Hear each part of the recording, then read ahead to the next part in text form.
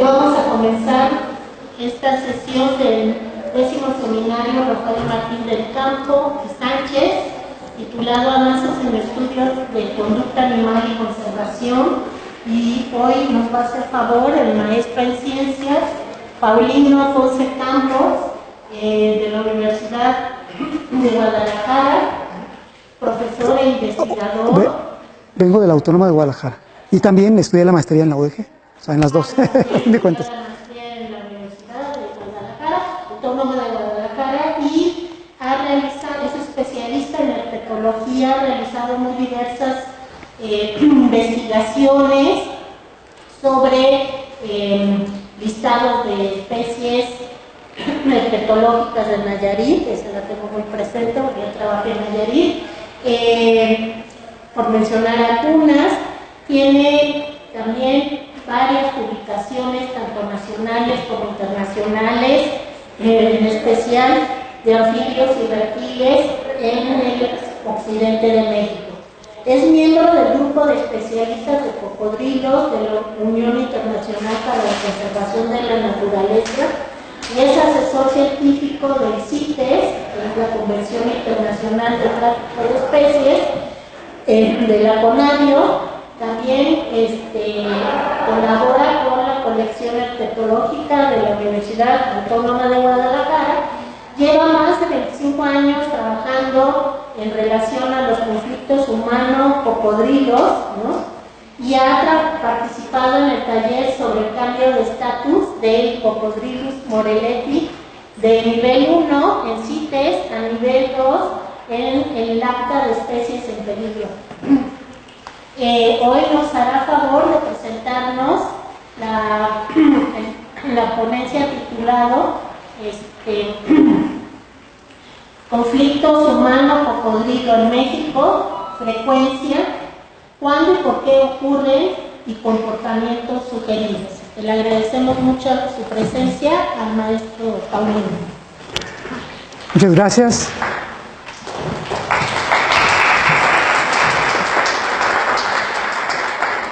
Bueno, quiero agradecer primero que nada la invitación del doctor Alejandro Villegas, a los organizadores, a la maestra Juana Margarita, a Kathleen Bath, quien me presentó, y a todos ustedes por estar aquí. Espero que esta información sea de utilidad, porque en sí la idea de esto es conservación.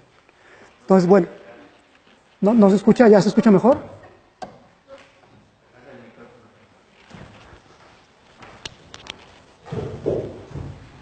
¿Me escuchan mejor? Bueno, entonces primeramente la idea es, he trabajado muchos años con conflictos humano-cocodrilo en México, empecé en el estado de Jalisco, trabajé en México y bueno, se van dando las posibilidades hasta trabajar a nivel internacional con 2 especies.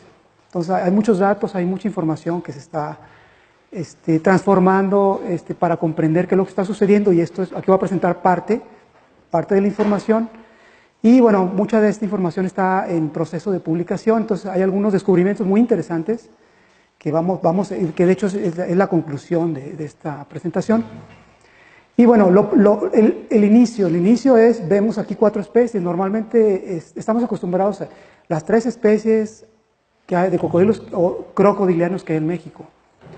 Pero la realidad es que ya en Tamaulipas, vamos a ver un mapa actualizado de la distribución de las especies. Ya tenemos el Alligator mississippiensis o el lagarto americano que le llaman en México. Entonces también hay que tener precaución porque, como vamos a ver, es la especie que crea más conflictos o digamos las interacciones negativas, en este caso gente con algún daño físico o muerta por crocodilianos, es la primera en América. Entonces es importante también tomarla en cuenta. Bueno. Aquí la idea es dar una perspectiva general sobre lo que son los conflictos. Ya les comenté que la idea es concentrado en interacciones negativas, humano-cocodrilo, gente que ha sido dañada, y aquí estamos eliminando datos de investigadores porque todos tenemos un recuerdito por ahí, los que hemos trabajado, entonces eso no puede hacer que haya un sesgo en los datos y la interpretación, entonces esos datos no se consideran, ¿ok? Entonces, bueno, la idea es primero, pues, presentar algo sobre lo que son los cocodrilanos. Lo más seguro es que todos ya saben, hasta me pueden dar una cátedra sobre eso, pero posiblemente hay alguna persona que no está muy familiarizada y por eso la idea de presentar una idea general. Una idea sobre la problemática, una visión personal, tal vez muy fragmentada, no muy completa, sobre la problemática de humano-cocodrilo hábitat.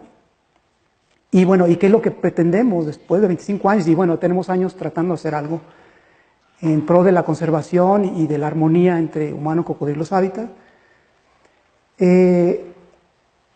Una semblanza de los 25 años de los conflictos humano-crocodilianos en México, qué es lo que hemos avanzado, qué es lo que tenemos y la importancia de esto para evitar situaciones complicadas para el humano, para el cocodrilo y beneficio del hábitat también. Algunos comportamientos, desafortunadamente los videos no van a correr, pero por ahí les platico algo. Algunos comportamientos generales de los cocodrilos que son importantes y algo relacionado con los conflictos de parte de los humanos, algunos comportamientos de los humanos hacia los animales. Vamos a seguir de ahí hacia la frecuencia, cuántos hay a nivel mundial, México y en los estados, en los diferentes estados de México. Vamos a pasar ahí al porqué. Durante los años de investigación, yo me he planteado muchas, bueno, cuánto, dónde, por qué, cómo, etcétera. Y aquí la idea es ir resolviendo algunas de estas preguntas.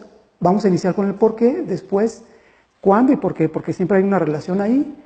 Y terminando con algunos comportamientos sugeridos que eso nos lleva a saber el por qué ocurren conflictos humano-cocodrilo en México, por ejemplo, con Morelet y Acutos, que son los que tienen más datos.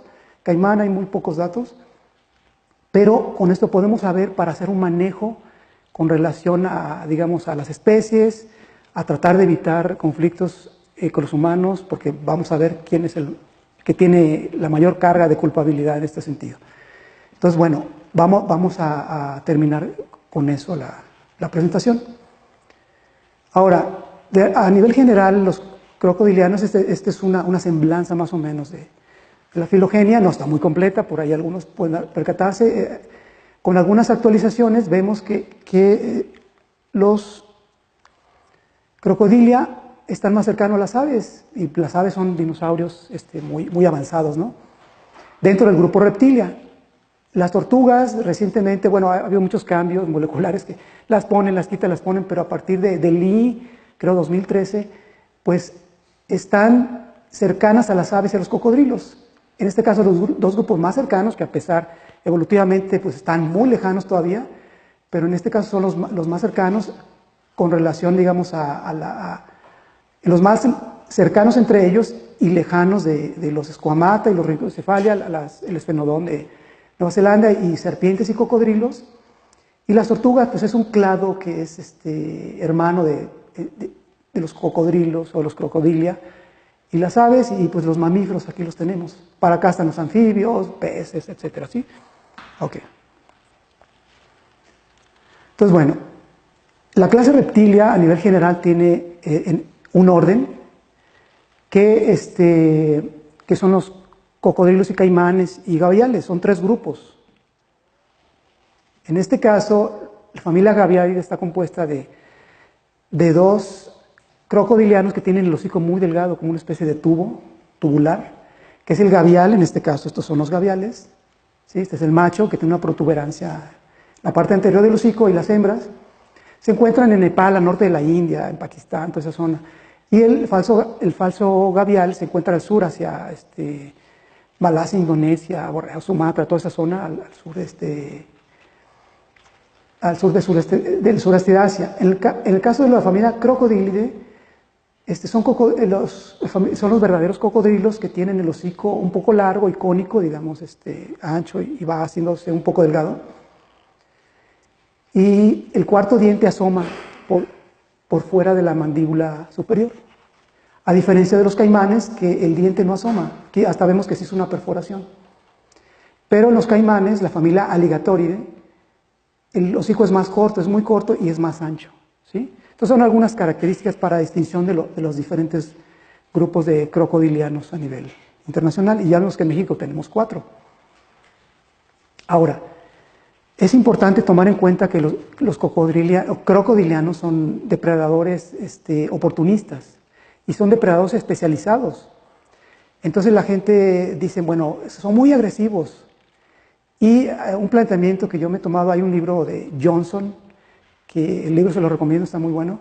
Claro, tiene algunas cuestiones que se pueden debatir y por eso me gusta.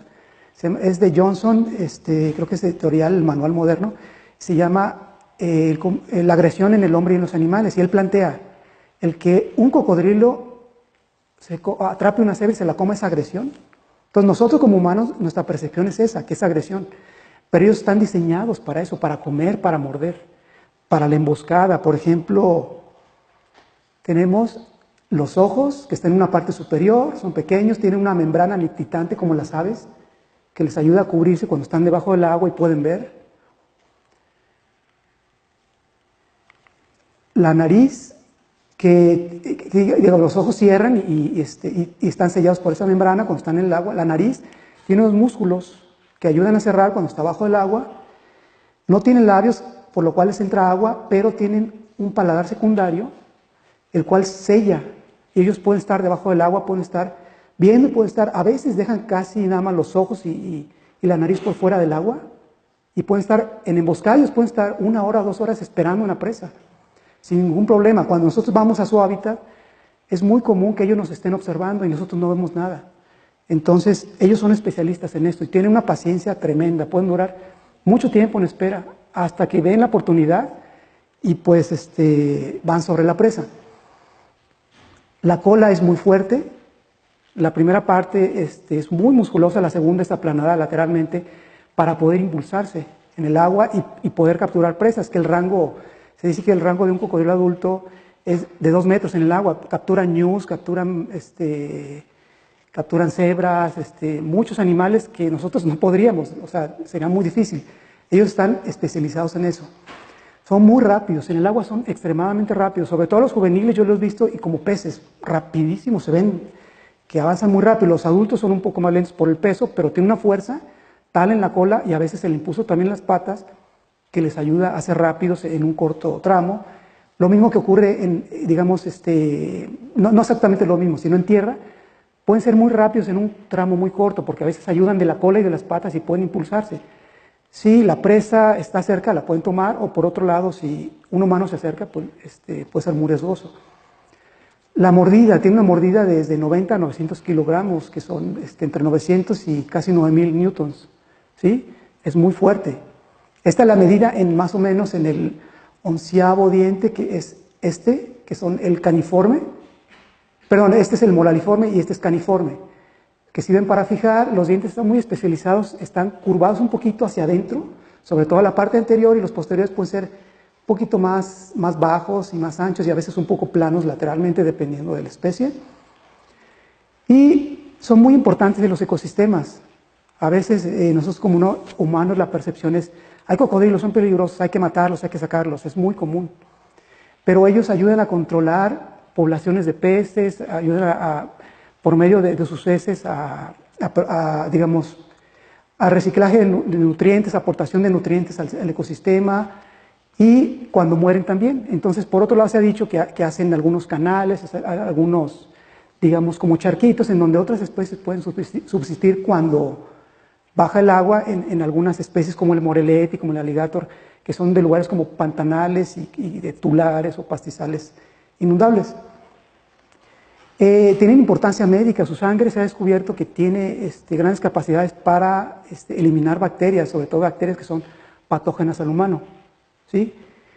En el caso del virus del SIDA, ya se han hecho algunos experimentos en Florida, uno de los primeros que por ahí del 2002, aislaron un virus del SIDA específico y le pusieron plasma de cocodrilo y lo eliminó. Entonces siguen trabajando en eso para saber qué cosas pueden ser benéficas médicamente para el humano. Entonces son cuestiones que debemos saber para ver la importancia de los animales y no nada más verlos como un problema. Por un lado, algunos nos fascinan, por otro lado, para otros pueden ser un problema. Sobre todo, pues, turistas, el turismo ha dañado mucho y está afectando, entonces la visión es muy perjudicial en ese sentido. Tiene importancia turística, por ejemplo, Mucha gente está aprovechándolos, a veces de mala forma, a veces de buena forma, para obtener recursos, gente local. Por ejemplo, hay poblaciones de gente local en la Manzanilla, Jalisco, en la Ventanilla, Oaxaca, en Palizada, en Campeche, en Isla Arena. Son gente que está utilizando la especie para hacer turismo, pero un turismo ordenado, consciente. Hay otras que vamos a ver algunos ejemplos que no son nada recomendables. Son especies banderas. Si conservamos el cocodrilo, podemos ayudar a conservar el hábitat de otras especies. Entonces, es algo muy importante. Tienen importancia comercial, digamos, por la piel, por la carne, recuerdos. Entonces, pueden ser especies aprovechables y, sobre todo, nos hemos encontrado con la realidad, los que hemos trabajado con cocodrilos, que si no se aprovechan, se acaban. ¿Sí? Porque como son un problema para la pesca, para mucha gente, los matan y matan adultos sobre todo. Y eso a veces no se nota, en número a veces se recuperan, pero genéticamente no sabemos. Los estudios de genética de poblaciones, de hecho me tocó hacer el primer trabajo de genética de poblaciones en el país, en el estado de Jalisco, y fueron muy bajas. Sí, se han encontrado en Morelia también algunas más o menos estables y otras poblaciones genéticamente muy bajas. Entonces, esta es la distribución, este es un mapa que elaboré con puntos actuales de crocodilianos. Tenemos que el acutus, anteriormente este era potencial, pues bueno, ya sabemos que está en el sur de Sonora, llega hasta Perú, hasta el norte de Perú, está en las islas de Marías, penetra por diferentes ríos, por ejemplo este es el río Santiago, que ahorita está en hay cocodrilos en la frontera de Jalisco y Nayarit, que antes llegaban a Guadalajara, y de hecho hay registros por acá en el norte de Jalisco, ¿sí? En el Balsas, está en el Cañón de Sumidero, en la parte del Golfo, pues bueno, hay híbridos, ya sabemos por el estudio de, ¿cómo se llama? Del estudio de genética que hicieron de los híbridos recientemente, del 2016. El de Pacheco. Ajá, el de Pacheco y colaboradores. Encontraron que el acutus, casi toda esta parte, aquí es el registro normal, pero acá encontraron puros híbridos. En la costa casi siempre hay híbridos con Moreletti, que es el verde, y acutus, y en las islas, hacia la zona más salobre, son puros, ¿sí? Entonces, este es el acutus. El Moreletti tenemos que hay en Tamaulipas, penetra a Nuevo León, penetra a San Luis Potosí, penetra en Hidalgo, pues a todo Veracruz, y entra también hacia la parte del Golfo, digamos en la cuenca del Golfo de Chiapas y Oaxaca, y en toda la península de Yucatán. Y bueno, Belice sería casi hasta aquí, de hecho, México es donde hay una mayor distribución de especies, y el caimán, que se dice desde hace años, que desde Oaxaca, pero hubo un registro por ahí muy viejo, y realmente ya no se ha encontrado. Ahorita realmente la realidad es que nada más está en la costa de Chiapas, el caimán crocodilos chiapacios. Y bueno, algo que les comentaba de una percepción, tal vez es fragmentada, no completa, pero de manera general los humanos creamos problemas hacia el hábitat y hacia los cocodrilos, y realmente siempre estamos recibiendo beneficio, ¿sí? Siempre recibimos un beneficio, en pesca, en turismo, en muchas cosas, pero estamos creando una problemática muy grande, y el problema, en el caso de la ciencia, la producción de información es mucho más lenta, es mucho más difícil, para poder hacer conservación y evitar esta problemática y crear una armonía. En el caso del hábitat de los cocodrilos, pues generalmente hay una interacción que a veces se ve también truncada, ¿no? Y la idea general, bueno, aquí también, por ejemplo, los crocodilianos crean problemas hacia el humano, pues los muerden, ¿no? Es un problema, o sea, la pesca, hay varias situaciones complicadas de los crocodilianos hacia el humano, que es algo que vamos a analizar, pero la perspectiva del humano es mayor a la realidad, ¿sí? Esta línea pequeña, por ejemplo, angosta, delgada, hacia la perspectiva que tenemos los humanos en general, hacia los cocodrilos. Entonces, bueno, aquí la situación es, con base en la producción de información, es que la ciencia produzca conservación para evitar los problemas, hacerlos menores, que haya una retribución de los humanos hacia el hábitat, hacia los cocodrilos, no nada más recibir, que esos problemas sean menores y que estos problemas también se disminuyan, porque es difícil eliminarlos, y que la percepción sea menor. ¿Sí? Si la percepción es menor, vamos a eliminar muchos problemas directos de los humanos hacia los cocodrilos. Entonces, esa es una idea de esta problemática humano-cocodrilo hábitat, que en este caso yo le llamo el triángulo amoroso, ¿no? Es un triángulo amoroso que debemos de tratar ¿cómo se llama?, de crear. Bueno, en México, como les comentaba, tenemos 25 años trabajando desde 1993 y ahí empecé porque me hablaron, sabía que yo empezaba a trabajar con cocodrilos en aquellos días. De hecho me tocó por ahí con Fausto Méndez y el doctor Casas tomar un curso por ahí en el 91 y estuve asesorando a la Sedesol en aquellos, después Semarnat, ahora Semarnat. Y de ahí empecé a recolectar datos y como yo empecé a trabajar con cocodrilos me planteé la pregunta y dije, bueno, pues sí, tú muy chido con cocodrilos y la gente a lo mejor va a decir, trabaja con cocodrilos, qué interesante, es algo que no cualquiera hace, ¿no? Pero mi realidad en ese entonces dije, oye, está muy padre la idea, qué padre, me gusta trabajar con cocodrilos, pero ¿cuál es la realidad? Si yo empiezo a conservarlos, va a haber gente mordida, va a haber gente muerta. Entonces, desde entonces, como me llamaron, yo como que mi cabeza daba vueltas y dije, bueno, tengo que hacer algo. Entonces me planteé la idea de comprender qué es lo que estaba sucediendo para aplicarlo a la realidad. Tengo varios años dando algunas conferencias, de hecho, en el 2010 con el director de vida silvestre Alejandro Vargas, perdón, no es Alejandro, es bueno, perdón, sí, con el doctor Vargas se apellida, que era en ese entonces. Y a partir de ahí se estimuló para hacer el primer protocolo, el grupo SOS de conservación de cocodrilos. Ellos ya venían con los problemas que les llegaban, entonces yo llegué para darles tendencias y cuál era la realidad de lo que estaba sucediendo, de que estaba aumentando cada vez, y eso se activó y ahora ya hay mucha actividad en diferentes partes de México, gracias a esta sinergia de que ellos ya querían hacer algo y de que yo llegué con la información gracias a Manuel Muñiz, que fue quien planteó eso, para que digamos, esa reunión sucediera. Entonces, bueno, sabemos la historia, sabemos cuánto, la frecuencia, las tendencias, sabemos dónde ocurren los estados, las localidades, sabemos cuándo ocurren, por qué ocurren, sabemos diferentes factores humanos y de las especies, el por qué están ocurriendo.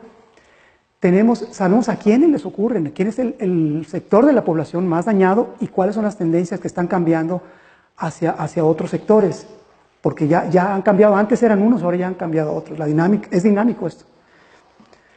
Entonces, tenemos datos sobre prevención, con base en las investigaciones que hemos hecho, trabajamos con la matriz de Haddon, que tiene 3 momentos, pre, durante y post.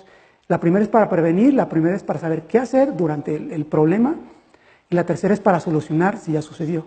Entonces tenemos información sobre eso. Se hizo un protocolo, me tocó participar el segundo, hacer uno que ya lo transformaron, aquí el doctor Villegas ya junto con Gabriel Barrios y otros, y ya está en proceso, ya está por salir. Y bueno, pues conferencias, tengo algunos estudios de caso muy interesantes en lo cual se ha digamos, como reestructurado cuál es la situación de algún caso específico, cuántas mordidas tuvo la persona, cómo sucedió, etcétera.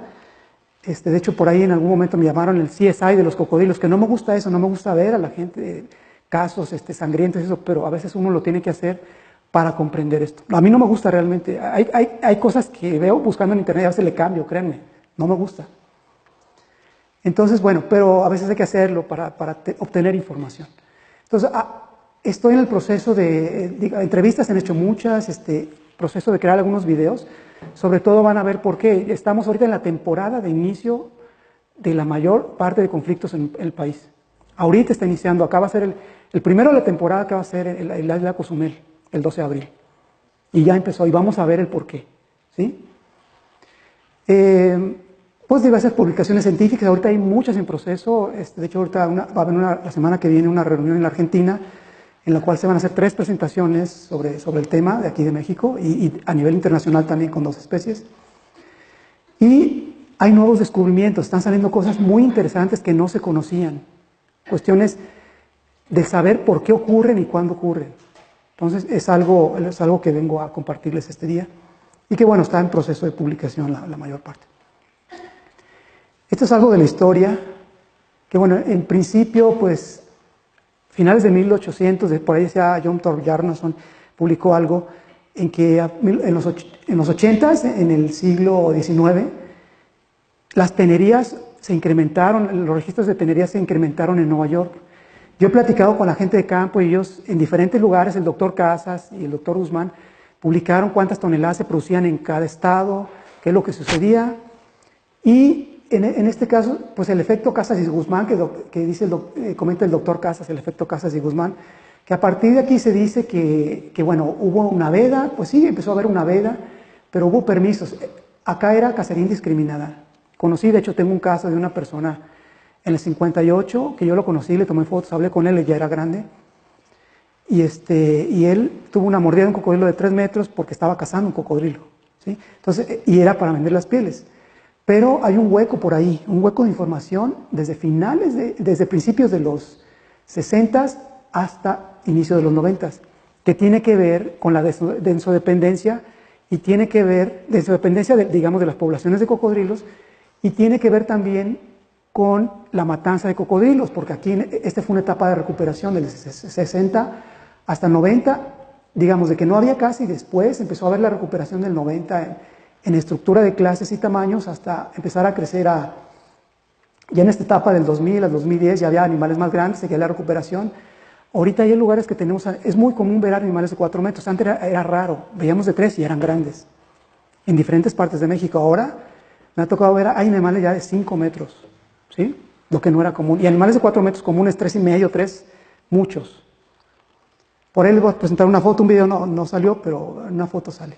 Entonces, bueno, ¿qué es lo que está ocurriendo? Pues bueno, en México ya tenemos información, un análisis sobre México. En 2014 y ahora en el Congreso Mundial de Argentina se va a presentar nueva información ya actualizada con mucho más, algunos descubrimientos que les comentaba. Y la idea es con esto aplicarlo a la realidad, a lo que está sucediendo para ese triángulo amoroso, tratar de crear una armonía entre... Esto es algo muy pequeño, es conservación, pero es algo muy pequeño. Cocodrilos, hábitat, humanos, pero a su vez es algo grande porque el dañar cocodrilos, el dañar el hábitat es un daño muy grande. Es algo que está ocurriendo en todo el país, sobre todo la industria turística está muy interesada en las zonas del hábitat de cocodrilos.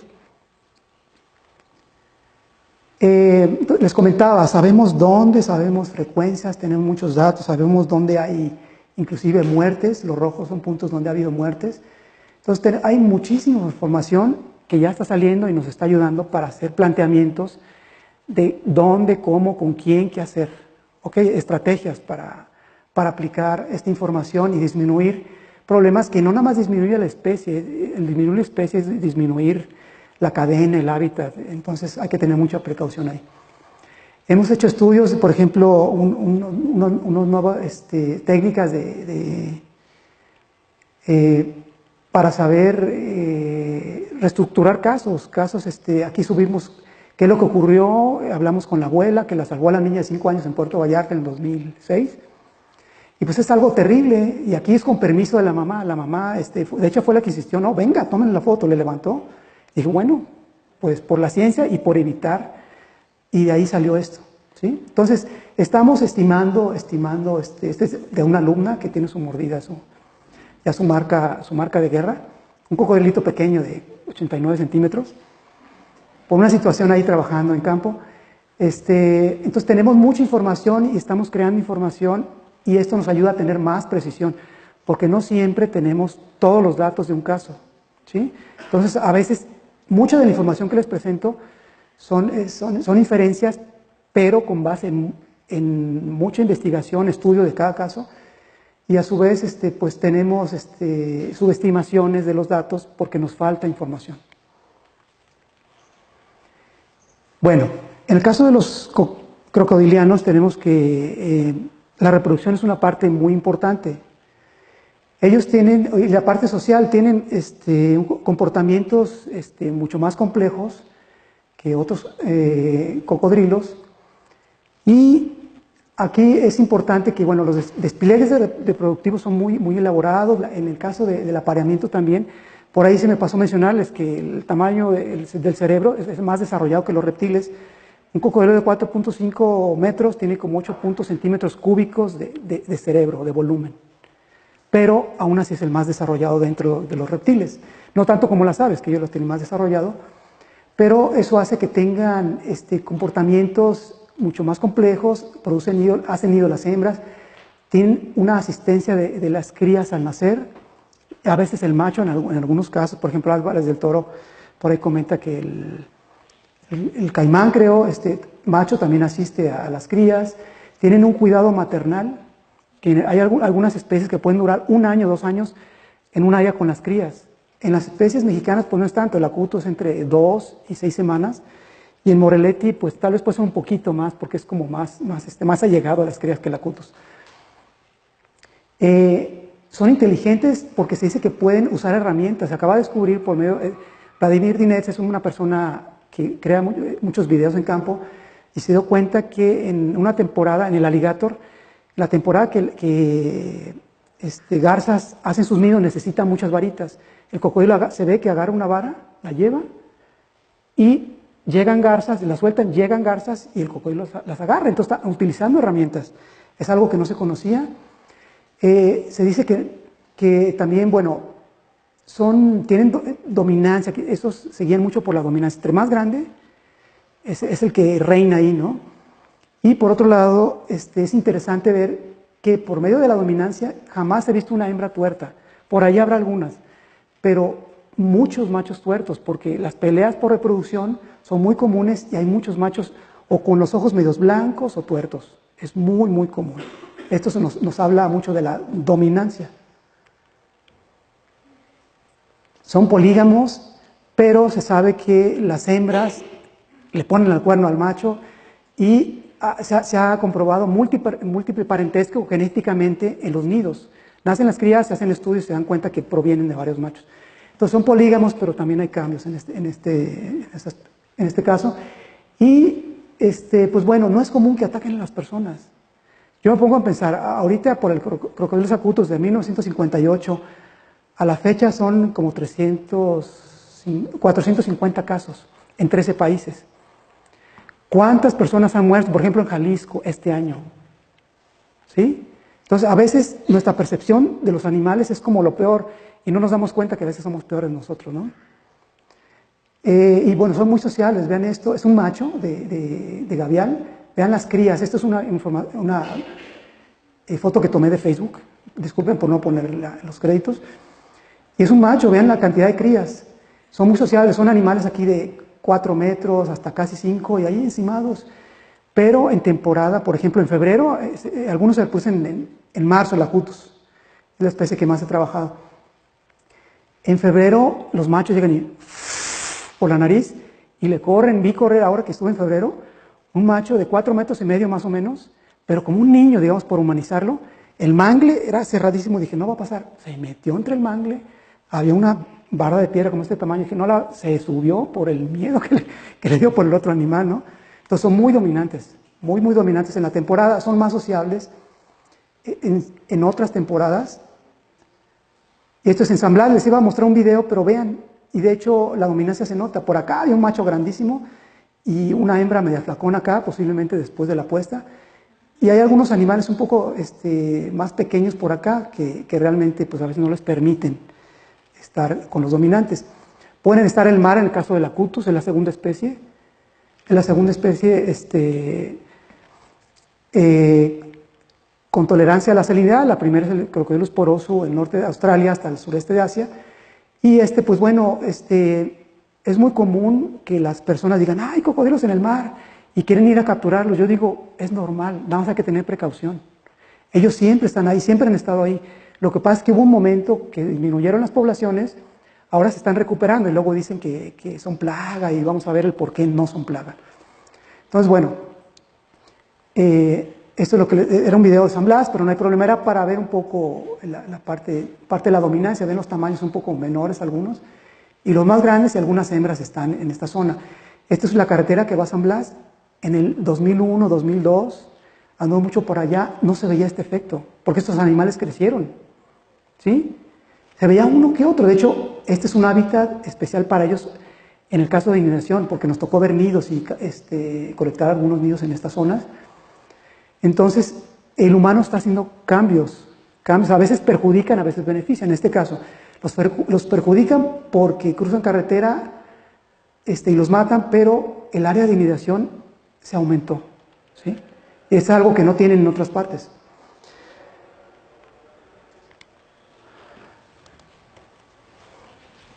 Por otro lado, lo que les comentaba de la dominancia, por ejemplo, cuando estuvimos capturando para sacar sangre de hormonas, es un animal muy grande y era una escena muy, muy común.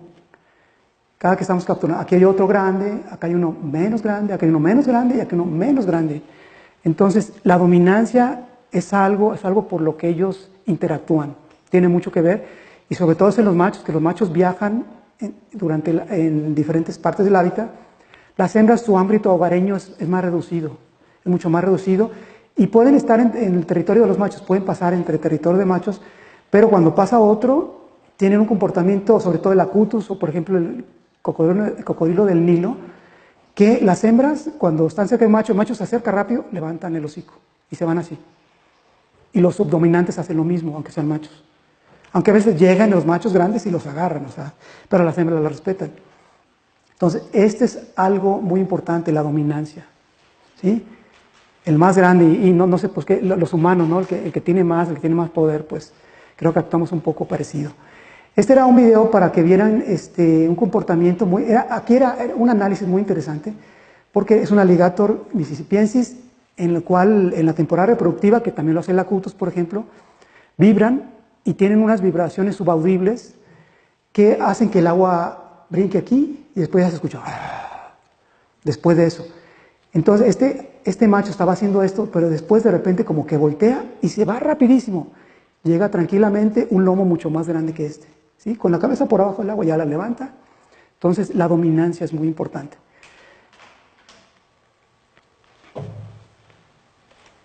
Por otro lado aquí un comportamiento de alimentación. Este es el cocodrilo del Nilo que viene aquí, dicen que era la hembra, yo no sé si era la hembra, pero sí llega otra ¿cómo se llama? Thompson, la gacela Thompson, llega brincando y como que llamando la atención, como no sé si saben que en los patos, que llegan a veces, los cazadores se acercan y la hembra llega y se mueve. Me ha tocado hacer estudios de patos, se acerca uno y si hay crías, empiezan a ver y parece que están heridas. Eso llama la atención del predador para distraer y no capturen las crías. Entonces, posiblemente puede ser, yo no sé realmente, empezó a brincar por aquí, se vino un cocodrilo rapidísimo, o sea, el estímulo de alimentación fue tremendo, llega y la agarra, porque pues es pequeño, el animal fácil tenía 5 metros, entonces es importante tomar en cuenta ese tipo de comportamientos en los crocodilianos, el de alimentación, el de dominancia, etc. Aquí, comportamientos de humanos. Pues ya sabemos cómo está la situación, sabemos cómo somos. Esto lo están haciendo los turistas en varios lugares del país, y no nada más en México, en Costa Rica, en otros lugares, en el cual esta persona confió en una persona local que le dio un dinero para que, no, vente, le dan de comer a los cocodrilos. Esta persona sobre un cocodrilo tocándolo sin saber el riesgo que puede correr, de perder un brazo, una pierna o morir, ¿sí? Y todo por unos pesos. Pueden utilizar el cocodrilo de otra forma y sacar hasta más dinero, ¿sí? Pero bueno, una persona mordida, no me acuerdo si eran unos turistas, creo que en Belice, algo así, que lo está mordiendo un morelete aquí está la mano adentro y se está girando, y eso lo encontré en internet también. En Jalisco, matando cocodrilos, es con motosierra, claro, yo creo que les han de haber apaleado o, no sé, balazos X, y nada más matarlos, o sea, le cortaron la cola y medio la cabeza, y ni siquiera bien, y ahí los dejan. Y eso perjudica a las poblaciones genéticamente, el matar a los adultos, porque no sabemos si las poblaciones, la estructura, las clases de talla más pequeñas si van a subsistir después. Entonces, el dañar a los adultos es terrible, pero por otro lado, personas con el interés pues, de defender esto y de proteger las especies. Otro es esto, ¿no? Se lo comió al cocodrilo, el amarillismo. Necesitamos, para evitar esa percepción que tenemos negativa de los animales, como que está bien que lo publiquen. De hecho, para nosotros, quienes trabajamos en esto, es importante ver, lo atacó, algunas palabras de esas, porque uno hace las búsquedas, ¿sí? Y uno investiga más, y a veces se contacta uno con la persona del lugar. o de otro país para saber qué fue lo que ocurrió. Pero esto como que no es muy bueno. Hay muchísimos, muchísimos, y hay de diferentes tipos de casos bien expresados, otros que no son tan buenos, o mucha información que a veces hay que saber interpretar. Por ejemplo, el Toclis, yo lo conocí a esta persona en el 97 y platiqué con él, que era amigo de los cocodrilos en Barra de Navidad, Jalisco, cerca de Melaque. A los 72 años murió por un cocodrilo, ¿sí? Él era amigo. Y era una persona local y que él los alimentaba y los tocaba. Yo platiqué con él, le tomé una foto y hice una entrevista, tomé información y me dio mucha tristeza ver después, de hecho hasta mal, era el Tocles, no Toclis, ¿sí? Entonces hay mucha información tergiversada en los medios que hay que tener mucha precaución, hay que saber leer y hay que investigar porque a veces esa información no es correcta. Desde nombres, edades, por ejemplo en Oaxaca, el primer muerto fue un niño en Oaxaca, en Playa Blanca, Oaxaca, en Pinotepa, que el 2 de enero murió. Una etapa, pues, una temporada que a veces al parecer no ocurren tantos, pero ocurren muertes. Un niño y decían, unos periódicos decían, 4 años, 12 años, imagínense el rango de edad, ¿sí? Es algo terrible eso, entonces nosotros tenemos que estar investigando y viendo para tener la mayor precisión. Los nombres también cambian muchísimo. Y a veces también los relatos, ¿sí? A veces los quieren hacer demasiado amarillistas. Este es un problema muy grande. Este es un estero en Jalisco, la gente poniendo trasmayos. Y los cocodrilos, claro, van a comer pez, rompen los trasmayos y la gente mata a los cocodrilos. Otro problema son las atarrayas que llegan desde la orilla o a veces dentro del agua. En Vallarta murió hace como 2 años un señor ya de 70 y tantos años porque estaba adentro y de hecho le decían, oiga, ¿y por qué? Sálgase. No, no pasa nada. Murió el señor, ¿sí? En Puerto Vallarta. Entonces, hay que tener mucha precaución. Este es un caso que lástima, les recomiendo que lo busquen en internet. Manuel Carrera es un cocodrilero, de hecho. Es en Bocapaila, en la sierra de en la reserva de Siancán, en Quintana Roo.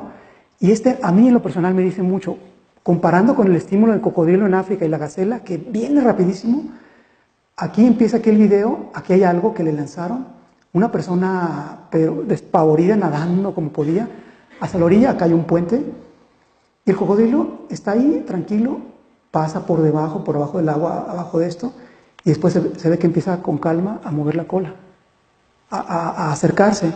Después le aventan un bidón como de esos de 20 litros de gasolina, el cocodrilo se va. Eso hace que la persona alcance a llegar, o sea, fue un conato de conflicto ahí, ¿sí? Y esto a mí me dice mucho porque hay varias cosas implicadas aquí de comportamiento humano y de cocodrilo. Este es un lugar que los pescadores alimentan a los cocodrilos, ¿sí? Entonces los cocodrilos pues los están condicionando a acercarse al humano y a que coman. Entonces el cocodrilo está bien alimentado. Por un lado, pues no hay mucha presión, le tiran esto, yo me imagino que eso es lo que hace que se pare porque está parado, después baja, se va por abajo y se va tranquilamente hasta que le lanzan esto. Entonces el cocodrilo está bien alimentado y no hay tanto problema, pero hay muchos lugares que están alimentando cocodrilos. ¿Qué es lo que pasa, lo que puede pasar si dejan de alimentarlos? Esa es mi pregunta. ¿Qué es lo que puede pasar? Ellos están acostumbrados al humano, tienen hambre y para mí se pueden disparar mucho más los conflictos humano-cocodrilo si los dejan de alimentar. No hay que alimentarlos, hay que ver la forma. Una forma de evitar esa situación es a espantarlos, cambiarse un poco ese hábito, ese acondicionamiento hacia el humano. A espantarlos un poco y cada que lleguen y espantarlos hasta que se acostumbren a tener un poco de miedo y que es algo más natural de los cocodrilos hacia el hombre, tener una distancia. Es como un poco de descondicionamiento en este caso. Por otro lado, bueno, vamos a ver un poco de la frecuencia mundial, nacional y estatal, de datos que tenemos sobre el tema. Y tenemos que, tomé algunos datos de el Crocbite, que es una base de datos que se está compilando desde hace algunos años a nivel mundial, y sí ha servido mucho, muchos investigadores a nivel mundial la están tomando. Aquí, en el caso de México, tomé el 5% de datos, lo tomé de aquí, y tenemos que la especie más conflictiva a nivel mundial es el cocodrilo de agua salada o crocodilo poroso del norte de Australia hacia el sudeste de Asia. Vean los tamaños, tiene mucho que ver el porcentaje de muertes aproximados con una tabla de la Crocbite, algunos datos que que no son aproximados, pero bueno.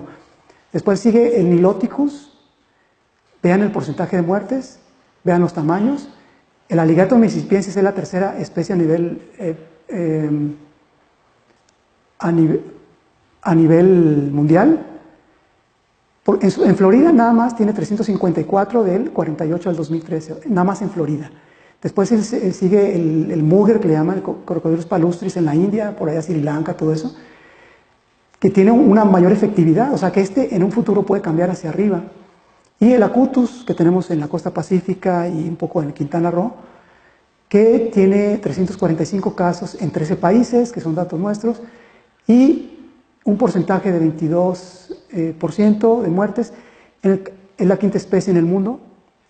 Por otro lado, el Morelletti, ya en América, tenemos que en América el primero es Alligator, el segundo es Acutus y el tercero es Morelletti, y posiblemente, y creo que casi seguro, que el Melanosuchus niger, allá en el Amazonas, en Sudamérica, va a ser la cuarta especie a nivel América.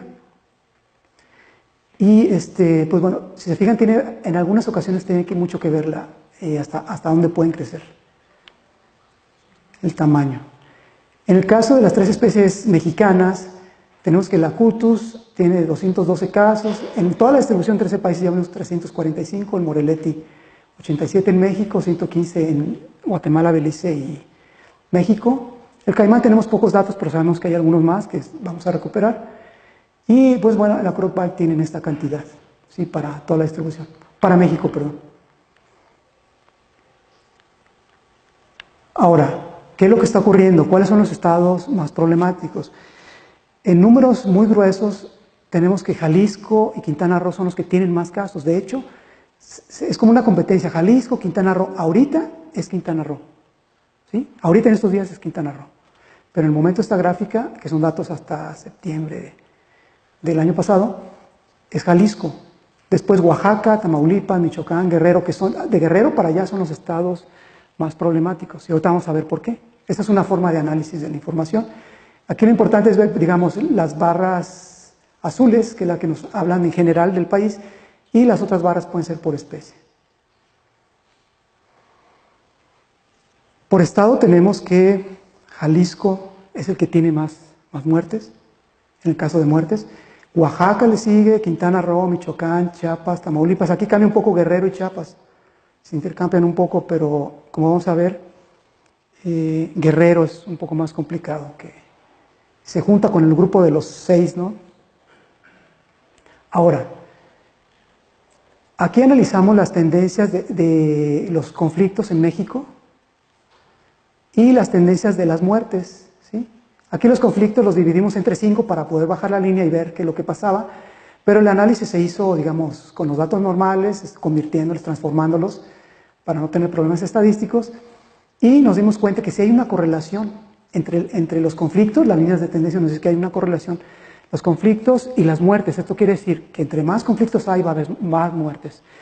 Y por otro lado, vamos a ver ahorita otra gráfica. Esto es muy interesante, porque estadísticamente vemos, mi sistema límbico dominó sobre mí, actuó solo, y este chascarrillo estadístico pues no lo pude soportar. No pude soportar las ganas pues de ponerlo. Aquí está, estadísticamente vemos que desde las etapas, digamos, desde los 60s hasta el inicio de los 90s es cuando empieza, ¿sí? Y eso tiene que ver con la densodependencia, la matanza indiscriminada de las poblaciones. Después vemos que hasta el 90 hay una diferencia significativa, del 2005 al 90, pero a partir del 2010 hay diferencia significativa con todo. ¿Qué quiere decir esto? ¿Por qué aumentan los conflictos del 2010 hacia adelante significativamente? ¿Sí? Hay que ver qué es lo que está pasando aquí. Entonces, bueno, para eso, primero, pues bueno, son las tendencias por año. Las anteriores eran por cada bloque de 5 años, porque según la información que necesitamos obtener puede ser por bloques o puede ser por año. Para ver tendencias me gusta más los bloques de 5 años, porque sabemos en los últimos 5 años qué está pasando, si están incrementando o no, y por año no podemos ver ese comportamiento. Entonces, por año vemos el hueco que hay de los 60 hasta el 90, y la realidad que el año más crítico hasta ahorita ha sido el 2017, ¿sí? Con datos actuales, ya poniendo los datos completos hasta diciembre, es hasta el 2017. Ahora, Este gráfico que parece tal vez medio artístico o medio complicado, es muy sencillo. Aquí tenemos que ver que la mayor cantidad de datos estadísticamente están aportados por el Crocodylus acutus, que es el que aporta más influencia. Y yo les decía, bueno, a partir del 2005 hubo cambios, entonces vemos aquí qué estados son. No son Quintana Roo ni Jalisco. Quintana Roo, digamos, Jalisco es la roja, tiene un pico por acá, baja y se nivela. Quintana Roo tiene un pico anterior, en el 96 de hecho hubo 6 casos en Quintana Roo, tan solo en Cancún, en el 96, por eso está este pico. Y aquí más o menos se nivelan, pero si vemos Oaxaca y Tamaulipas, tiene un incremento, y de hecho hay una correlación entre estos estados, con excepción de Jalisco y Quintana Roo. Hay una correlación que a su vez estos pueden tener correlación con algunos otros, lo cual indica que el incremento en tendencias es similar, o sea que en la actualidad, en los últimos periodos, se está incrementando esta problemática. Entonces hay que ver otros estados, no nada más los estados más problemáticos. Eso quiere decir que hay que tener mucha precaución para el manejo y para evitar situaciones complicadas en el país. Entonces sabemos qué es lo que está ocurriendo con cada estado, sabemos localidades, inclusive estamos investigando dónde les dan de comer para hacer algunos otros análisis, hacer algunas otras comprobaciones para entender qué es lo que está ocurriendo. Ya estamos casi en el nivel de comprensión de muchas cosas. Entonces, bueno, las tendencias, vean, Jalisco y Quintana Roo, pues sí, van incrementando, pero las demás, desde el 2005, aún incrementan mucho más. Y es algo riesgoso porque en algún momento pueden superar esto si no tenemos precaución. ¿Ok? Entonces, bueno, ¿por qué ocurren los conflictos humano-cocodrilo? Hay 4 puntos que menciona el CSG en internet, en la página del grupo de especialistas en cocodrilos, que son muy lógicos y son muy claros. Por ejemplo, los cocodrilos cazan por comida, son especializados, claro, tienen que comer, y además están especializados ¿cómo se llama?, en la emboscada, en la cacería. Los cocodrilos defienden su territorio contra intrusos, incluyendo al humano. Es lógico, pues están especializados, tienen que defender. Y bueno, yo pregunto, ¿es agresión? La pregunta que Johnson preguntó en el 1970 en su libro, ¿no? Por otro lado, los crocodilianos defienden su nido y las crías. Debido a que tienen el cerebro más desarrollado, pues tienen una defensa. Hay animales, por ejemplo, como serpientes, y eso. A veces se han descubierto cuidados parentales en anfibios, inclusive en serpientes, pero en pitones acaban de descubrir también, pero que no es muy común. Generalmente ese tipo de animales nacen y se dispersan, y ya. Pero como tienen el cerebro más desarrollado, pues hay un cuidado parental. Y por otro lado, para que vean la importancia del cerebro, se ha correlacionado el tamaño del cerebro y la invasión de hábitat por especies invasoras, ¿sí? Que una especie invasora tiene el cerebro mucho más grande y tiene mayor capacidad de adaptarse a un ambiente. Entonces, esto puede tener relación. Por otro lado, los cocodrilos confunden a las personas con sus presas. Tenemos casos que nos indican eso, que ha habido casos de que tienen perros cerca, pero muerden a la persona. De hecho, una muerte en 2007 en Tomatlán, un niño de 5 años, estaba una familia, la tía, la mamá, con un niñito, con el niño de 5 años, Kevin, estaban como 4 metros fuera en el río Tomatlán, en la arenita. Estaba el tío de 17 años con una atarraya, estaba un niño de 11 años, un cocodrilo de 3,67 metros, y lo digo porque después lo capturamos, 3,67 metros, pasa entre los dos, les pega así, los roza, sale, el niño traía un French Poodle, un perrito, sale de la playa y agarra al niño y se lo lleva. El niño de 11 años agarra al cocodrilo de la cola, no te lleves a mi primo, imagínense, o sea, son escenas terribles. Después la mamá fue por policías, resultó que ese policía era esposo de una hija de un pescador de mis amigos que conozco ahí en la costa. Un mes después fui y el policía, llegó el mismo policía por fortuna y dice, estoy seguro que le di 3 balazos al cocodrilo y estaba grande. Entonces yo investigué primero, me gusta investigar. Y los que fueron anteriormente a capturar, no, es un cocodrilo de cerca de 4 metros, se la pasa en este lugar, ahí pusimos la trampa. Cayó, lo capturamos, tenía 3 balazos frescos, ¿sí? Tenía todavía las cicatrices apenas. Entonces ese era el animal y medía 3,67 metros. Y por otro lado, pues bueno, estas cosas son pues muy obvias, ¿no? Hay otras cosas que no son tan obvias. ¿Cómo podemos saber si Si cazó por comida, en algunos casos de pescadores que traen su pescado o están cerca de la red, pues ellos van por comida. Pero hay algunos otros casos que no podemos saber. ¿Está defendiendo su territorio? ¿Cómo podemos saber? ¿Sí? Por otro lado, ¿defienden su nido y sus crías? Sabemos que sí, porque las especies, los datos nos dicen que sí, y vamos a ver el por qué, inclusive con relación a la territorialidad también. Por otro lado, confunde a las personas con su presa, también hay datos que indican eso, o sea, es cierto. Pero yo analizando me ponía a leer y a buscar y nunca encontraba algo que me soportara la información. Entonces empezamos a trabajar en ese sentido y de alguna manera pues podemos decir defensa, que es territorialidad, alimentación y factores biológicos, que puede ser la parte reproductiva.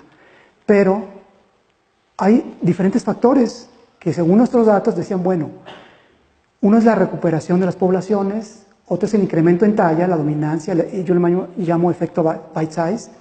Disculpen que no sé en español, pero para mí como que eso me da una idea muy clara. Y por otro lado, decimos que estos son factores denso-dependientes y tratamos de comprobarlo con datos que tenemos. Hay factores humanos, la pesca, que lo que estamos viendo nosotros es ignorancia, es confianza, pero también es necesidad, como lo vamos a ver. La alimentación de adultos, esto está cambiando mucho los conflictos de la pesca hacia niños y hacia turistas. Son poco, ahorita los porcentajes son bajos, pero han aumentado, yo he visto cómo han aumentado. El incremento de las actividades humanas, ya pesca, turismo, o por otro lado, la fragmentación, destrucción del hábitat por medio de la industria turística es terrible. Y ellos llegan y se plantan en un estero y después, hay cocodrilos, le llaman al gobierno, no los queremos. Entonces dices, bueno, te estás plantando, estás dañando y después no los quieres.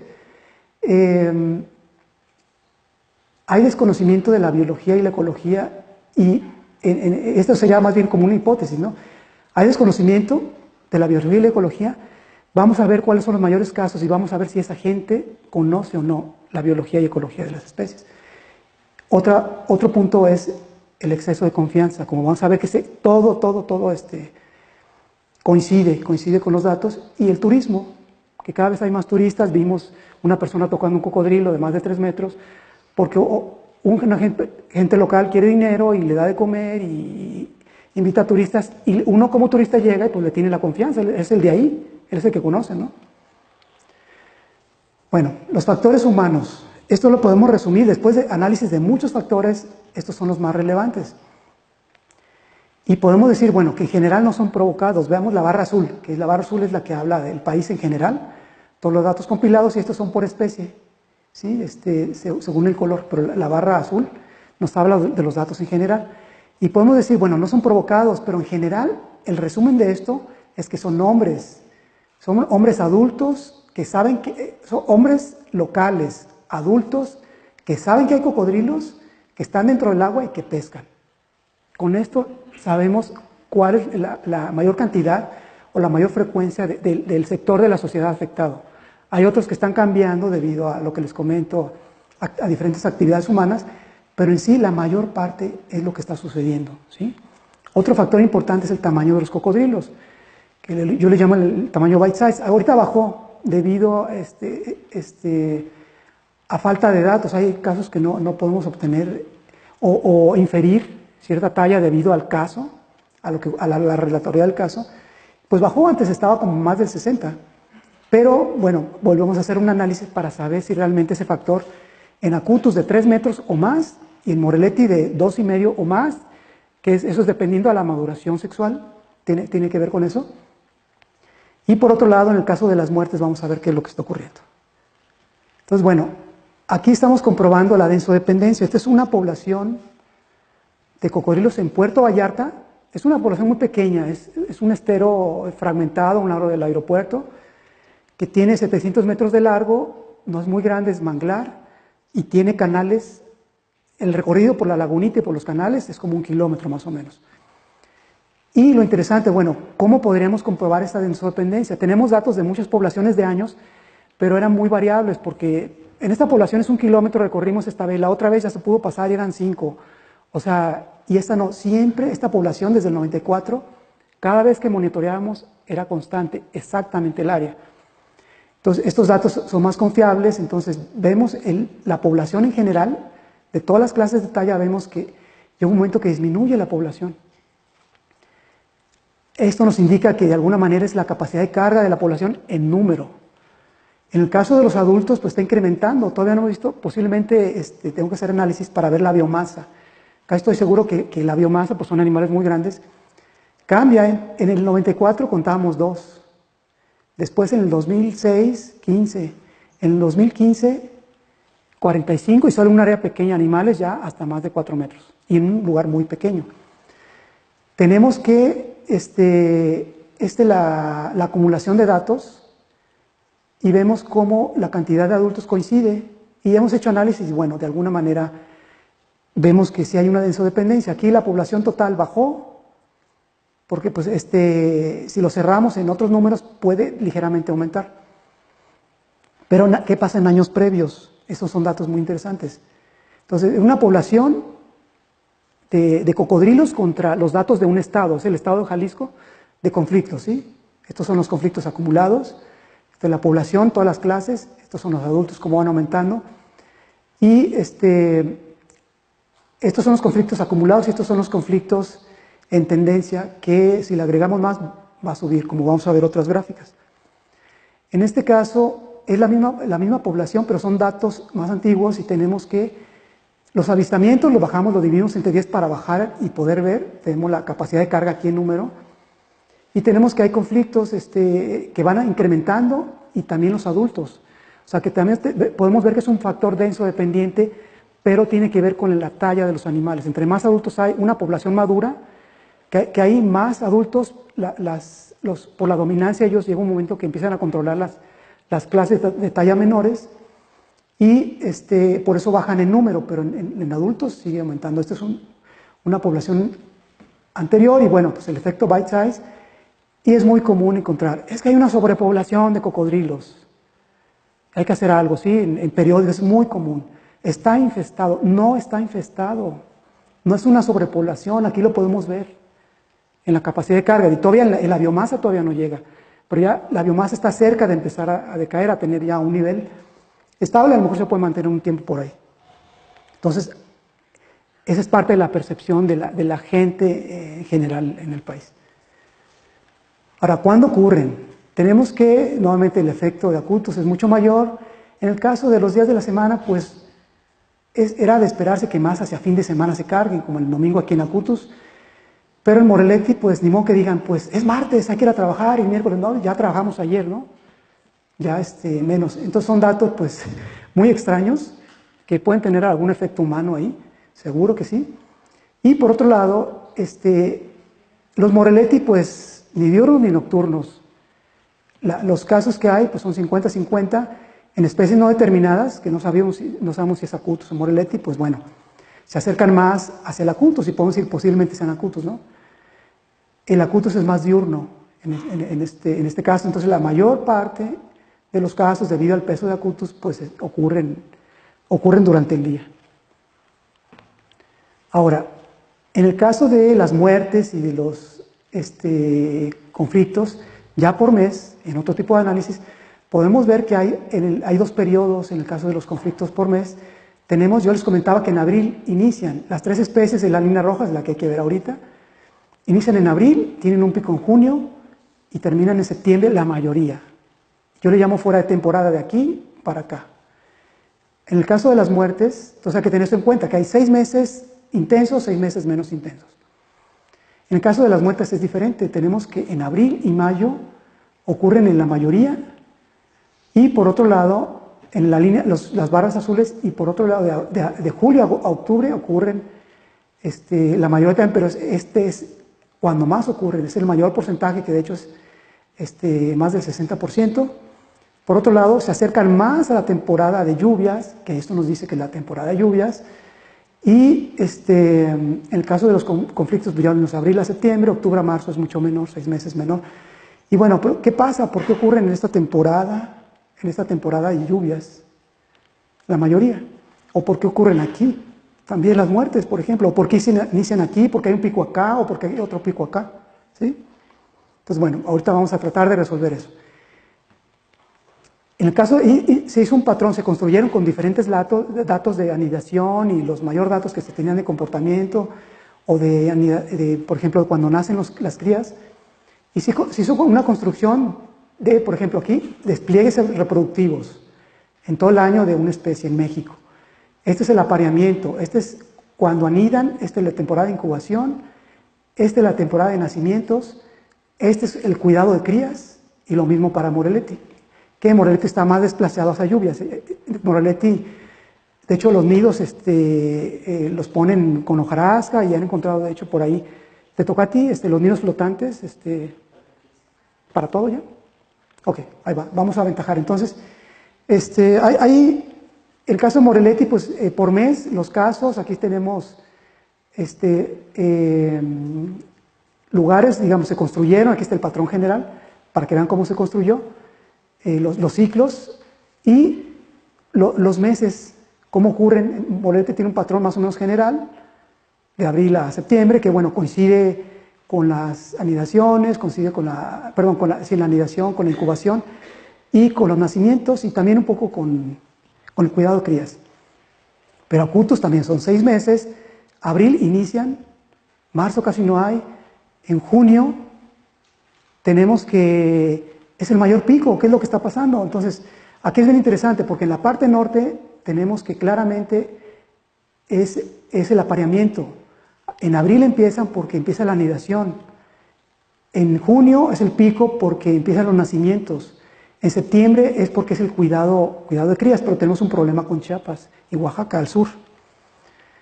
Y separamos los datos, hicimos una comprobación de los datos de conflictos humano-cocodrilo y nos dimos cuenta que no hay una correlación en los datos del norte y del sur, o sea que hay diferencia en el sur y en el norte, y se dice mucho, pues, Top Yarnason, el doctor Casas, que la anidación tiene mucho que ver con la latitud. Y aquí estamos comprobando indirectamente que eso es lo que está ocurriendo con acutus, por ejemplo. Al momento de separar los datos, pero pues nos hace ruido, bueno, ¿qué pasa en septiembre? ¿Qué pasa aquí? Al momento de separar los datos de Chiapas y Oaxaca ya nos dice, bueno, sí, se están acercando, en febrero es un pico porque inician las anidaciones, entonces ya corresponde también a los nacimientos, pero yo le llamo el efecto septiembre. Estamos investigando qué es lo que está pasando en septiembre. Son hormonas, en el alligator americano hay un segundo pico de hormonas en los machos, de testosterona es un poco más baja. Entonces, ¿qué está pasando? Aquí no sabemos todavía, ¿sí? Y bueno, la hipótesis, ¿por qué no atacan? Porque casi no ataca el acutus en temporada reproductiva, y aquí lo tenemos. Tenemos que el estradiol, perdón, la corticosterona en hembras, hay un pico en marzo. Sabemos que el estradiol en hembras, en vida silvestre, el pico de estradiol es en marzo, entonces ahí es cuando copulan. Por medio de la temperatura de la cloaca, tenemos que hay una diferencia significativa en marzo. Tenemos la temperatura de la cloaca aquí de machos durante el ciclo, tenemos las hembras, que tenemos pocos datos, el agua y temperatura del aire, que bueno, estaba en la sombra, por eso es más fresco. Podemos inferir diferentes comportamientos aquí, pero lo importante es que durante el apareamiento las hormonas están altas, corticosterona, estradiol, la temperatura tiene una diferencia significativa. ¿Y esto qué nos dice? Es en marzo, todo coincide en marzo, ¿sí? El acutus. Y sobre todo en la región norte. Entonces, bueno, ¿qué es lo que pasa? Aquí, pues bueno, claro, nos damos cuenta que ellos prefieren aparearse digamos, a morder gente. Eso es lo que está ocurriendo. Por otro lado, en Australia, ellos se dieron cuenta de que les pusieron cámara como a 130 cocodrilos grandes de los porosos. Cuando recuperaron las cámaras, se sorprendieron los investigadores de que en temporada reproductiva casi no atacan personas. Acá lo comprobamos con hormonas, con diferentes datos, allá se dieron cuenta con eso. Entonces hay coincidencia en estas dos especies, no siempre. De hecho, acutus y Morelletti tienen diferencias y gracias a esto podemos inferir muchas cosas, ¿ok?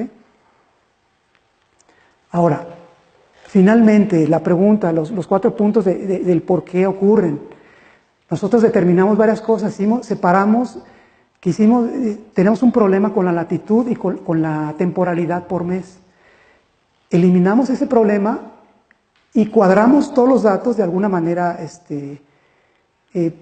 tomando en cuenta diversos datos, los cuadramos y nos damos cuenta que durante los desfiles reproductivos, este es acutus, no hay tanto mordido, pero en el apareamiento es la etapa menor, esto es un ciclo anual, sin temporalidad, sin mes y sin latitud. Tenemos que, durante el apareamiento, no muerden. Volvemos a comprobar nuevamente que este es un comportamiento interesante, que ellos prefieren reproducirse. Y ya tenemos varios factores que lo refuerzan, más el complemento de los videos de Australia.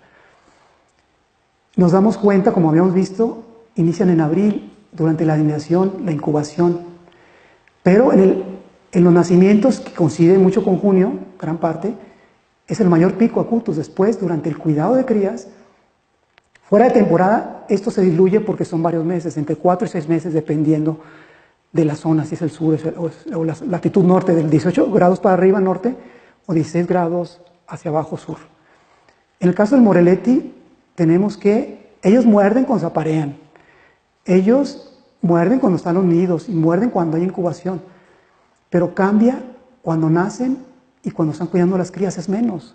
Entonces, bueno, ¿por qué son diferentes? Hicimos estadísticos y nos dice que desde los datos mensuales no hay una correlación, o sea, son diferentes.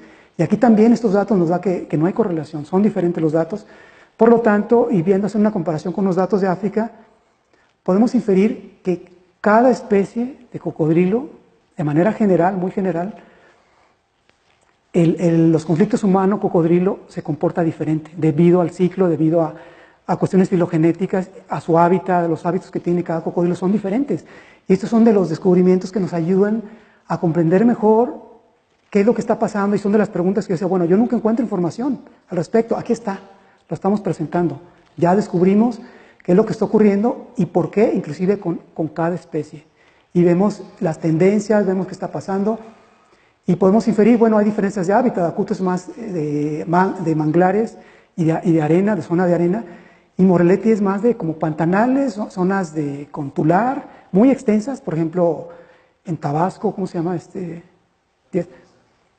Pantanos de Centla, lugares, zonas inundables donde hay pasto, el cierrilla que le llaman. En esta temporada ellos ponen los nidos ahí. En la temporada de incubación están patrullando la zona y muerden. Pero cuando nacen los animales, posiblemente lo que sucede, el comportamiento que tengan es que entren hacia esa parte del hábitat y hay menos interacción del humano, porque el humano no se mete tanto ahí. Y por otro lado, durante el cuidado de crías también, ¿sí? Entonces, son muy diferentes el comportamiento de los datos de conflictos y el comportamiento de las especies con relación a la parte reproductiva y a los conflictos humano-cocodrilo. En México, es algo que salió de México, que ya se va a extender, vamos a extender estos estudios a la distribución de cada especie. Y bueno, estos datos en la semana que viene se presentan en Argentina, no me toca ahí, pero un coautor la presenta. Y son datos nuevos que, de hecho, el coautor, Perran Ross, que fue el secretario especialista de cocodrilos en el mundo, que tiene mucha experiencia con cocodrilos en todo el mundo, me dio mucho gusto porque él inclusive sugirió que en el resumen, sugiere en el resumen que desde ahora los conflictos humano-cocodrilo deben de analizarse de esta forma, ¿sí? Entonces son datos que México está produciendo, ahí la llevamos, tenemos muchos datos ya, y ahora es la etapa de empezar a actuar, ¿sí? Y en eso estamos, vamos a empezar un video para avisar que ya empezamos en abril, y vamos a empezar a hacer videos que van a pasar por las redes sociales para tratar de concientizar y evitar esa sinergia negativa que hay del humano hacia los cocodrilos, para empezar a tratar de crear una armonía. Gracias a la ciencia, a la información, y a la conservación y a la educación, pues a que todos estemos como en la misma frecuencia para tratar de evitar esta situación. Y esto puede ser un ejemplo que se puede aplicar ya sea en otras especies, en otros países o en algunos otros temas en el país, ¿sí? Entonces, estamos tratando de ver el cocodrilo como una esfera. Tiene muchos huecos todavía, pero ya empezamos a ver la esfera, ¿sí? En los cocodrilos. Y bueno, entonces estos son comportamientos que no se sabían el por qué, y ahora ya sabemos por qué están ocurriendo. Hay algunas otras cuestiones humanas, vimos que es el 70%, la mayor parte son no provocados, son hombres locales que saben que hay cocodrilos que están en el agua y que pescan. ¿Qué nos dice eso? El humano está provocando por necesidad, tienen que pescar, no es desconocimiento de la biología, porque ellos saben cuándo huevos, saben en dónde los ponen, de hecho llevan a los biólogos. Entonces ellos conocen, pero un poco es la conexión de la información biológica con respecto a sus conocimientos, y por otro lado es la parte densodependiente, porque antes decían, no, pues me he encontrado con poblaciones de pescadores, aquí no había, los metieron. Yo dije, bueno, se están recuperando, sí había, porque yo me meto y a veces encontraba pocos en esos días. Aquí los liberaron, aquí no había, y ellos lo aseguran, lo garantizan. Pero aquí la situación es, precisamente, es un factor, desde mi punto de vista, y voy a comprobarlo nuevamente con otros datos, que voy a hacer otros análisis, que el humano es el que está causando la mayor parte de los conflictos en México y sobre todo en Latinoamérica, porque México es un estudio de caso, es el mayor peso con Acutus y Moretti en toda América. Florida es otro caso, es muy diferente. Costa Rica es otro caso, son estudios de caso diferentes que hay que analizar por diversas situaciones, ya sea culturales, pero México es muy, muy diverso, muy complicado, y ahora ya lo conocemos, sabemos qué está ocurriendo y podemos hacer algo, ¿ok? Y gracias a este tipo de análisis, bueno, preguntas que siempre nos hacíamos y ahora ya sabemos hasta inclusive un poco más. En el caso de las muertes, pues bueno, tenemos que, durante el apareamiento en Moretti ya habíamos visto, y en Acutus, bueno, en incubación un poco más, pero más o menos se mantienen desde el apareamiento hasta el cuidado de crías, que son los 6 meses, de abril a septiembre. Acá cambia, como ya hemos dicho, ya les dimos el por qué aquí es menos. Entonces las dos especies se comportan diferente y esto nos ayuda, y tampoco hay una correlación aquí significativa. Podemos, de hecho hay una correlación significativa de Acutus con los patrones reproductivos y con los conflictos, pero no la hay con Moretti, o sea, es diferente. Claro, Moretti tiene un poco menos datos, pero no vamos a esperar a tener más datos, la idea es no tenerlos. Entonces, bueno, entonces hay diversos factores que producen estos conflictos. Ya sabemos, tenemos mucha información. En parte podemos decir, es la necesidad de la pesca, vivir en la zona con cocodrilos, pero por otra parte es la ignorancia, digamos, ignorancia del conocimiento, es lo contrario, saben, pero la ignorancia como de empatar esa información, de que son peligrosos, no que son peligrosos, sino que hay riesgo, pero es la falta de conocimiento de alguna manera y el exceso de confianza, y tiene que ver con la necesidad, estos dos van juntos. Entonces hay desarrollos que están causando problemas, el esparcimiento, cada vez el uso de hábitat, el alimentar, esto está cambiando la dinámica de pescadores hacia la gente, niños y turistas, factores biológicos, psicológicos, que ya contestamos preguntas del por qué ocurren, y en fin, son ideas generales por lo que están pasando los conflictos humano-cocodrilo, y pues bueno, ¿cómo resolver o disminuir el problema? De hecho, Perran Ross, fíjense, la persona que les comentaba es un investigador increíble. Desde el 95 él comenta junto con otro, con Dennis David, que dice que la causa del problema es que los humanos están en el jardín trasero de los cocodrilos, no que los cocodrilos están en el jardín trasero de los humanos, ¿sí? Entonces, aquí hay que tomar en cuenta que realmente, si vemos los datos en general que les comenté, los primeros de que son hombres locales que pescan, etcétera, los humanos somos los que estamos causando el mayor problema y tenemos una retroalimentación negativa directa con los cocodrilos matándolos. Entonces la idea es tratar de disminuir esa sinergia negativa para crear una sinergia positiva y empezar a crear ese triángulo amoroso, ¿no?, entre hábitat humano, cocodrilos. Entonces, bueno, pues es todo. Les agradezco muchísimo su presencia, espero que haya sido de su interés.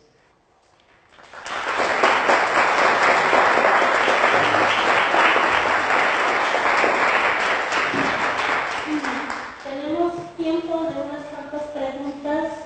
¿Alguien tiene alguna pregunta?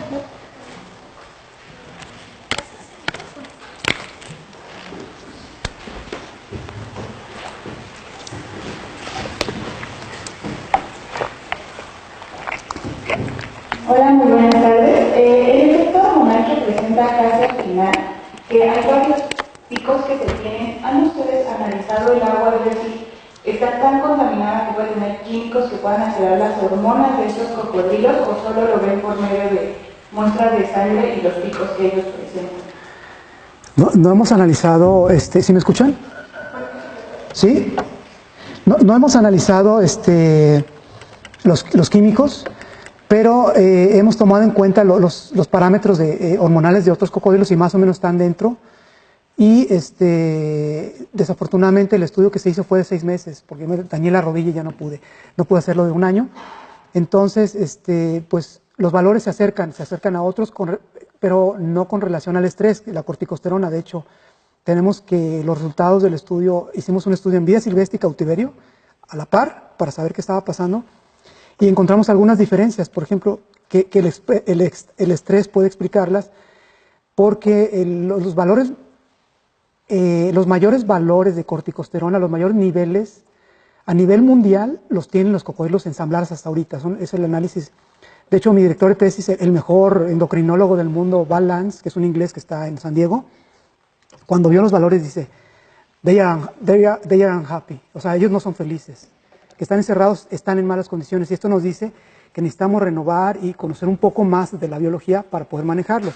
Pero es muy interesante tu pregunta, porque realmente no sabemos si hay algún efecto. Han hecho, creo que hicieron algún estudio sobre algunos valores en Costa Rica, sobre algunas cuestiones hormonales, y dicen que están afectando, por ejemplo, las hormonas de algunas granjas de pollo o de tilapia, están afectando los valores, pero acá no hay granjas de... Y en el caso de la macería no hay tanta contaminación. Sí hay contaminación alrededor de algunos cultivos, pero tal vez no es tanta porque realmente el estero ya se le cortó casi, nada más en lluvias entra agua, antes entraba un arroyo. Y en San Blas, pues bueno, les cambian el agua continuamente y los valores son un poco similares, con excepción de acutus, perdón, de machos en cautiverio, que la testosterona. Esta especie se descubrió que tienen un ciclo asincrónico. La testosterona en machos de vida silvestre en enero es muy alta y va bajando, bajando, bajando. Y en el caso de cautiverio, pues es muy alta y va bajando un poco menos frecuente. En las hembras coincide en vida silvestre con cautiverio que en marzo es el pico. ¿Sí? ¿Alguna otra?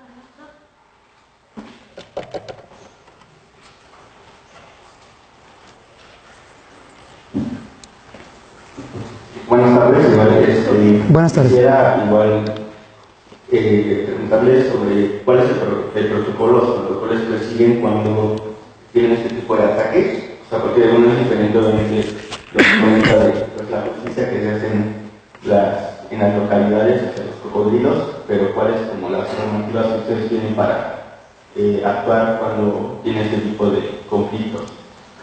Bueno, muy buena pregunta y es algo importante para la aplicación. ¿Sí se alcanza a escuchar algo aquí? ¿Sí? Creo que ya más así, ¿no?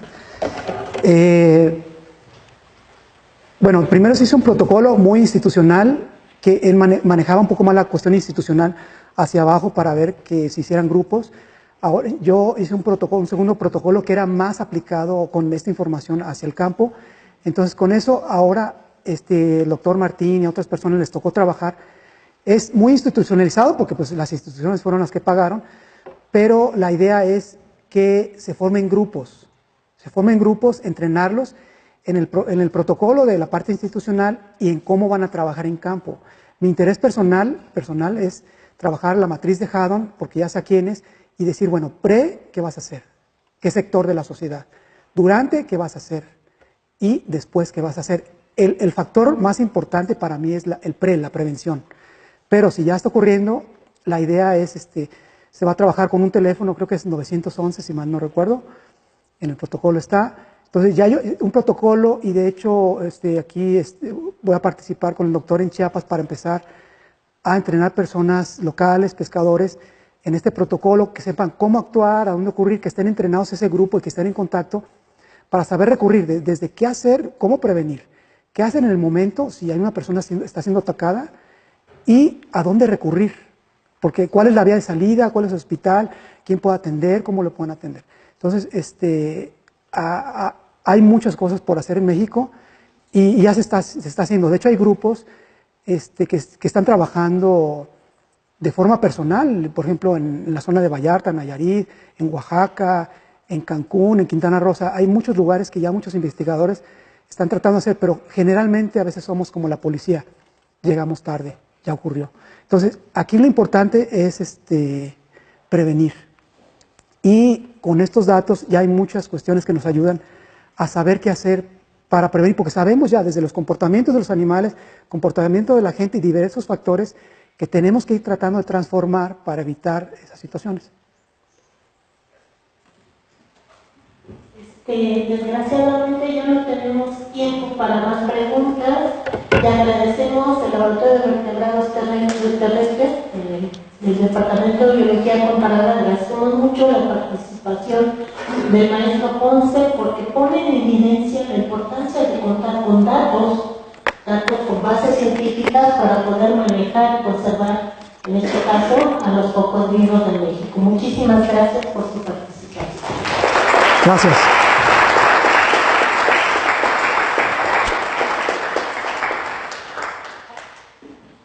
Y les recordamos la próxima conferencia, el 8 de mayo, que es sobre los aspectos conductuales de los animales silvestres, bajo cuidado humano.